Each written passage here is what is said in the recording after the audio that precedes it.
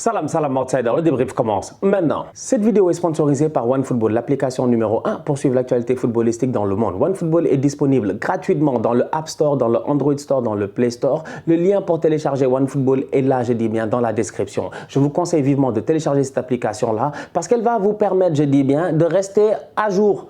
D'être à jour, franchement d'être à jour. Le monde du football là, c'est un monde compliqué. Il se passe trop de choses, il y a beaucoup trop d'informations. Il y en a, ils n'ont même pas capté que Diego Costa est de retour à Wolverhampton alors qu'il s'était exilé. C'est le retour de l'ancien. Donc franchement, c'est sur OneFootball que tu auras, je dis bien, une panoplie d'articles, une panoplie d'informations qui te permettront d'être, comme je dis, à jour. L'application, elle est gratuite et le lien pour la télécharger est là, dans la description.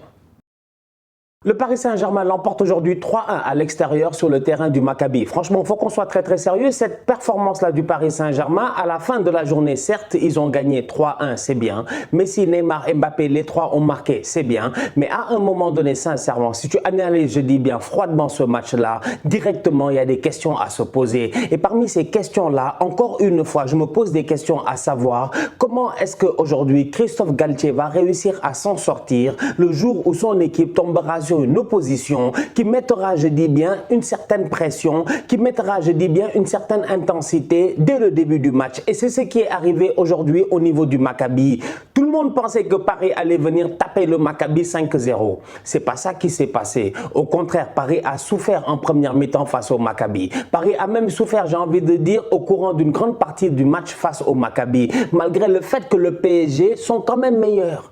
Ils sont quand même meilleurs. Franchement, ils sont quand même meilleurs. Mbappé, aujourd'hui, si en première mi-temps, dès les premières occasions, s'il claque, je dis bien, ses buts et qu'il ne se trompe pas, il ne s'en mêle pas les pattes, peut-être qu'on n'est pas là en train de parler. Peut-être qu'on n'est pas en train de parler. Peut-être que ce match-là commence 1-0, 2-0, 3-0, 4-0, 5-0. Cependant, dès que Kylian Mbappé, en début de match, il n'arrive pas à s'en sortir. Parce qu'à un moment donné, sincèrement, il faut dire les choses telles qu'elles sont. Mbappé, aujourd'hui, en première mi-temps, il m'a fait un match de tocard. Il m'a fait un match de tocard. Je m'en fous de son but. Son but est magnifique. Franchement, on connaît, voilà, on connaît. On parle pas par méchanceté, on parle, je dis bien, parce que les boys doivent se parfaire, parce que les boys doivent être sérieux. Kylian Mbappé, aujourd'hui, en première mi-temps, en toute honnêteté, le match qu'il m'a fait, mais je te dis bien, à un moment donné, les Asensio et les Ferran Torres, j'ai l'impression que de temps en temps, ils font mieux. Parce que Mbappé, aujourd'hui, d'énormes ballons lui ont été donnés, que ce soit de la part de Messi ou de Neymar. Plusieurs fois, il a essayé soit d'ouvrir son pied, il a frappé le gazon, soit de faire un dribble, le dribble a été de trop, soit même on lui donne le ballon et carrément en fait il rate son contrôle. Donc aujourd'hui je suis désolé, Kylian Mbappé en début de match, s'il met feu et flamme comme face à la Juve la dernière fois, on n'est peut-être pas là en train de parler. Mais le fait que le PSG n'ait pas réussi à concrétiser dès les premières occasions, ça a laissé la place au Maccabi. Et derrière, quand le Maccabi a commencé à jouer au football, quand le Maccabi a commencé à mettre cette pression-là, on a vu ce qu'on répète depuis le début de la saison. Le milieu de terrain, Verratti et Vitinha, est un milieu de terrain qui, de temps en temps, par rapport à certaines oppositions, peut paraître beaucoup trop léger. Je suis désolé. Franchement, ces deux joueurs qui savent sortir le ballon, ces deux joueurs qui sont très complémentaires. Cependant, aujourd'hui, dans cette défense à 3 du Paris Saint-Germain, qui avait devant elle un double pivot, Verratti, Vitinha, je trouvais, je dis, que cette équipe-là n'avait pas l'équilibre qu'il fallait. Le Maccabi, 1-2-3, les boys du Maccabi, ils étaient derrière Verratti et Vitinha. 1-2-3, les boys du Maccabi étaient en train de pousser et les trois défenseurs du Paris Saint-Germain étaient en train de reculer. Et donc, du coup, il y avait des espaces qui se créaient. Et ces espaces-là se créaient dans les intervalles. Et je ne comprends pas aujourd'hui comment Christophe Galtier peut avoir une défense à 3 et concéder, je dis bien, autant de ballons en profondeur. Je ne suis pas d'accord. Je ne suis pas d'accord. Aujourd'hui, c'est le Maccabi Haïfa devant toi. Mais devant toi, tu aurais pu avoir une équipe méchante. Tu aurais pu avoir une équipe très méchante. Les équipes Ligue des Champions, les équipes du Far West, le Bayern, le Barça en ce moment, etc. Des équipes qui, ce que le Maccabi a eu à rater en première occasion, peut-être qu'eux, ils ne l'auraient pas raté. Ces espaces-là d'engouffrement qui étaient là dans la défense du Paris Saint-Germain, peut-être que ces équipes-là en auraient profité. Donc aujourd'hui, sincèrement, moi, quand je regarde le match du PSG face au Maccabi Haïfa, je je suis désolé. Je me dis que cette équipe-là, certes, elle est très très forte. Elle nous l'a montré plusieurs fois. Mais défensivement parlant, aujourd'hui, j'ai envie de blâmer un tout petit peu Christophe Galtier. Parce que cette défense à 3-là, et je ne blâme même pas les individualités. Je blâme plutôt en fait le travail qui doit être mis en place. Kimpembe, Marquinhos et Sergio Ramos depuis le début de la saison, ça marche très très bien. On est d'accord. Tu enlèves Kimpembe, tu mets Danilo et tu te rends compte aujourd'hui face à une opposition qui met la pression. C'est peut-être le match, c'est peut-être un des matchs les plus compliqués du PSG depuis le début de la saison.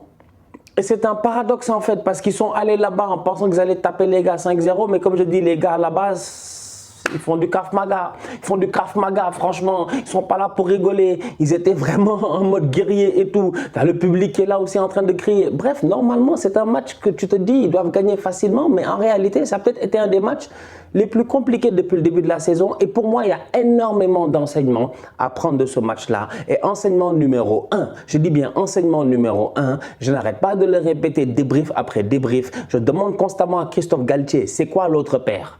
Vitinha, Verratti, on a compris, mais c'est quoi l'autre paire? Ou c'est quoi l'autre mix? Jusqu'à présent, il ne nous a pas encore répondu. Et au-delà de cela, face à une opposition qui met de la pression, je me rends compte aujourd'hui que dès que tu passes ce milieu de terrain-là, derrière, il y a Walou. Franchement, les gars là, dès que tu les prends de vitesse et que tu arrives en face comme ça, ils ne sortent pas sur toi. C'est dommage. Marquinhos et Sergio Ramos, personnellement, je ne les ai pas trouvés excellents. Franchement, je ne les ai pas trouvés excellents. En fait, le seul que j'ai envie de dédouaner, c'est Danilo. Parce que Danilo, comme j'ai eu l'occasion de le dire, c'est un couteau suisse depuis le début de la saison. Franchement, il joue partout. Aujourd'hui, il est en défense centrale et en toute honnêteté, il se gère. Il y a des espaces qui se créent entre Danilo et Marquinhos, entre Marquinhos et Sergio Ramos. Mais à un moment donné, sincèrement, s'il y a deux gars qui ont l'habitude de jouer en défense centrale, c'est bien Marquinhos et Sergio Ramos. Donc, je m'attends à ce qu'il y ait une certaine vocalité de leur part, que les gars soient là à parler, qu'ils soient là à parler, à se réajuster. Mais première mi-temps, c'est Pierrot Jacques là, il est là en train de passer au milieu des gens. Pierrot, il est là en train de passer. Je parle même pas des boys là, comment ils s'appellent, les Aziza, les je ne sais, mais franchement, les boys du Maccabi là, ils sont là en train de passer dans des espaces et je comprends pas. Et je suis pas d'accord. Et je suis pas d'accord. Marquinhos doit faire beaucoup mieux. Sergio Ramos doit faire beaucoup mieux. Et à mon humble avis, sincèrement, Christophe Galtier aurait dû commencer ce match-là avec une défense à 4. Je ne sais pas c'est quoi son problème. Il aurait dû commencer ce match-là. Je comprends que le PSG joue avec une défense à 5.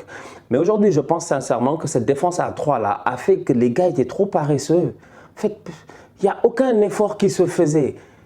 Et je ne parle même pas des sorties de balles calamiteuses entre Verratti et puis je pense Ramos ou un truc comme ça quand ils essaient de... C'est quoi ça en fait? C'est même pas sérieux, c'est même pas sérieux. J'ai eu l'occasion de dire ici que Paris joue sur le rythme de son adversaire. Je l'ai dit la semaine passée.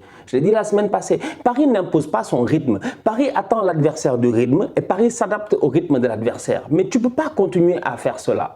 C'est vrai qu'individuellement parlant, ils sont tellement forts qu'ils sont capables à tout moment de changer la dynamique du match. Et c'est ce qu'ils ont fait aujourd'hui.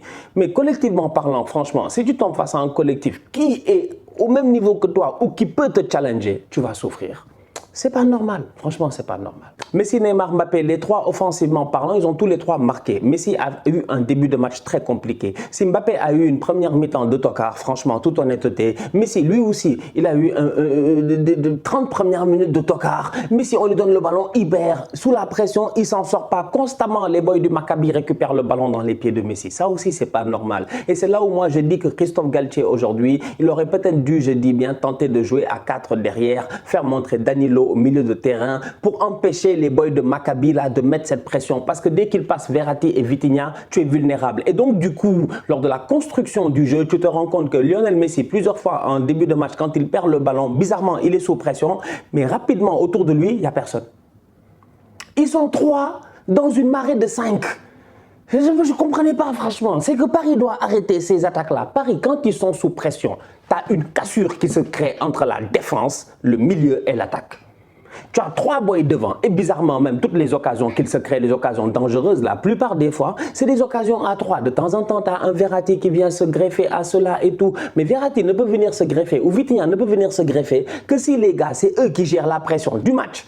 Mais s'ils sont en train, je dis bien, de croupir sous la pression du match, ton Verratti et ton Vitinha, ils ne viennent pas aider, je dis bien, tes 3 de devant. Donc tes 3 de devant doivent être anormalement dangereux, ce qu'ils sont. Donc la plupart des fois, ils sont capables de nous surprendre. Mais durant les 20 premières minutes, mais Messi, combien de ballons il perd? C'est pas sérieux. C'est pas sérieux. Je dis, moi, le match là, il y a trop d'enseignements. En fait, les matchs du PSG aujourd'hui en Ligue des Champions, la phase de poule, c'est des matchs d'enseignement. C'est-à-dire que si Paris, ils sont sérieux et qu'ils prennent des enseignements à chacun de leurs matchs, normalement, ils doivent arriver à la composition, je dis bien à l'examen, et faire 0 faute en dictée. Il doit faire 0 faute en dictée normalement. Franchement, il doit faire 0 faute. Parce qu'aujourd'hui, Paris, on est en train de voir les erreurs qu'ils sont en train de faire. J'espère que Galtier aussi les a vues. En tout cas, une chose est certaine, c'est qu'offensivement parlant, pour moi, ce trio-là, ils sont tellement forts individuellement qu'à la fin, quand ils ont envie de claquer des buts, ils vont claquer des buts. Les louches de... Tu sais qui a donné une louche là-bas? Pardon qu'on a donné. Neymar, je pense. Ah, ou Messi. Pour Mbappé, il a essayé de faire une volée en premier mi-temps, il a raté. Je dis, le match peut finir 5-0 et tu es comme, ouais, bravo, top performance du PSG. Tout comme ce match-là peut être comme il a été en ce moment et tu te dis, il y a des choses à réajuster. Carlos Soler et Fabian Ruiz sont rentrés. Fabian Ruiz, il a été très pertinent. Moi, j'ai trouvé très pertinent. Je pense que c'est lui qui amortit le ballon long sur le but de Neymar. Il me semble que c'est lui qui amortit et tout. Moi, je le trouve pertinent. Encore une fois, quand il rentre, il montre des bribes de choses. Il a vraiment prouvé en Serie A. C'était un joueur confirmé en Serie A. C'est pas un tocard. Ils sont allés chercher comme ça en Italie et tout. Ils sont allés chercher un boy qui était au Napoli, qui était confirmé, qui était un top player, qui peut-être cherchait un nouveau challenge. Aujourd'hui, il est dans cette équipe du Paris Saint-Germain là. Mais à un moment donné, sincèrement, pour pouvoir, je dis bien, briller, il faut jouer. Mais à Paris, si tu regardes bien, personne ne joue.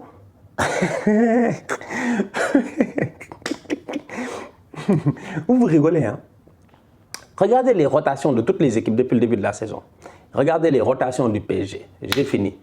Moi, je ne parle même pas avec vous, je dis. Regardez les rotations du PSG. Moi, chaque fois que je viens ici, regarder les matchs du PSG, c'est parce que Messi, Neymar et Mbappé ont joué. Mbappé n'a pas joué en début de saison parce qu'il était blessé, whatever, suspendu, je ne sais plus quoi. Mais sinon, les trois là, ils jouent. De temps en temps, on a eu l'occasion de voir qu'à partir de la 80e, ces derniers temps, il y en a un des trois qui est sorti. Mais mis à part ça, franchement, au milieu de terrain, j'arrête pas de le dire. Où est la deuxième doublure? C'est quoi l'autre paire, s'il te plaît? Parce qu'en ce moment, je ne vois que Verratti et Vitinha. En défense, si tu regardes bien, il n'y a pas grand changement. Le Paris Saint-Germain ne fait pas tourner. Il ne faut pas qu'il nous blague en Galtier. Ce n'est pas parce qu'il a fait rentrer Ekitike en fin de match pendant 2 minutes que ça veut dire qu'il va nous blaguer. La question, elle est simple aujourd'hui. On est, je dis, à quoi? Presque bientôt une dizaine de matchs en championnat, si je ne me trompe pas, si tu comptes la Ligue des Champions et tout. Et jusqu'à présent, au niveau du PSG, tout le monde enchaîne. La plupart des joueurs, en tout cas, ils enchaînent. Et donc, du coup, il y a une certaine rotation que moi, je ne vois pas. Et donc, du coup, je peux me poser la question légitimement à savoir comment ces joueurs-là vont trouver leur repère et avoir du rythme de jeu. C'est tout. Après, on ne sait jamais, hein. Peut-être que les gars, ils ont des potions magiques à la Panoramix, des trucs qu'ils boivent immédiatement, il y a des trucs qui s'allument dans leur tête. Mais là, les titulaires au PSG jouent en moyenne, je pense. Je ne sais pas, je n'ai pas fait le calcul, même peut-être 70-75 minutes par match, s'ils ne jouent pas 90 minutes. Donc voilà, en tout cas, on a hâte de voir ce que ça va donner. Je veux voir encore beaucoup plus. Il y a beaucoup de travail à faire pour moi au niveau de Paris. Il n'y a pas de problème, hein. Franchement, c'est une grande équipe, tout ça, on est d'accord.